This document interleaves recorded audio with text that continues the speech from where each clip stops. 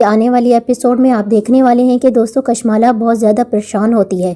سرفراز سے کہتی ہے میں نے تمہارے پیسوں کا انتظام کر دیا ہے، اب میں تمہیں ایک اور کام کرنا پڑے گا۔ یہ سن کر سرفراز کہتا ہے بولو کون سا کام کشمالہ؟ سرفراز کو کہتی ہے اب دعا کو بھی جان سے مار دو، میں تمہیں 1 کروڑ روپیہ دوں گی۔ یہ سن کر سرفراز حیران ہو جاتا ہے اور سوچنے لگتا ہے کہ اب کشمالہ کے دل میں ہوتا ہے کہ سرفراز دعا کو جان سے مار دے گا اور نوشیروان سرفراز کو مار دے گا، اسی طرح دعا اور سرفراز میری راستے سے ہٹ جائیں گے۔ لیکن سرفراز بہت زیادہ شاطر انسان ہے، وہ جتنی جلدی کشمالہ کو ہاں نہیں کر سکتا تھا۔ کشمالہ کو کہتا ہے اگر تم یہ کام کر دو تو تم پر شک بھی کوئی نہیں کرے گا اور تم 50 لاکھ مجھے دے دینا، میں کسی کو نہیں بتاؤں گا۔ اب کشمالہ حیران ہو جاتی ہے کیونکہ کشمالہ کے دل میں یہ بات ہوتی ہے کہ اگر دعا بابا سنگھ کو پاس میرے ثبوت لے کر پہنچ گئی تو میرے لیے بہت بڑی الجھن بن سکتی ہے۔ کشمالہ کے دل میں یہ بات ہوتی ہے کہ میں دعا کے ثبوت دکھانے سے پہلے اسے جان سے مروا دوں۔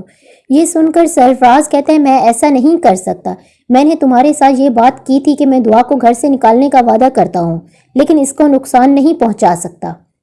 دوسری طرف ناظرین، نصیر صاحب اپنے بیٹے سرفراز کو کہتا ہے کہ بیٹا تم نے میرے ساتھ بہت بڑا جھوٹ بولا۔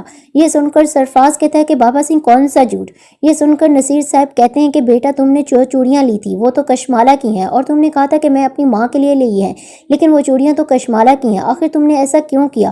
ہمیں ان چوڑیوں کی کیا ضرورت تھی؟ اب جا کر چوڑیاں واپس دے آؤ ورنہ میں تمہیں گھر سے نکال دوں گا۔ نصیر صاحب اپنے بیٹے سرفراز کو کہتا ہے میں تمہاری وجہ سے ہر جگہ بدنام ہو گیا ہوں۔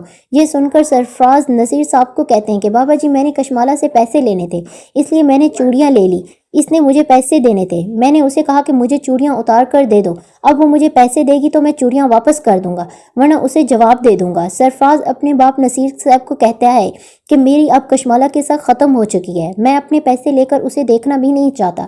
یہ سن کر نصیر صاحب کہتے ہیں کہ بیٹا اپنی حرکتوں سے باز کیوں نہیں آتے؟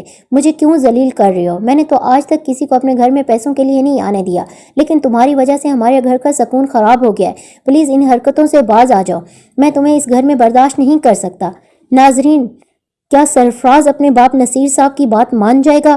کمنٹ باکس میں ضرور بتائیے گا اور مجھے دیجیے اجازت، تب تک کے لیے اللہ حافظ۔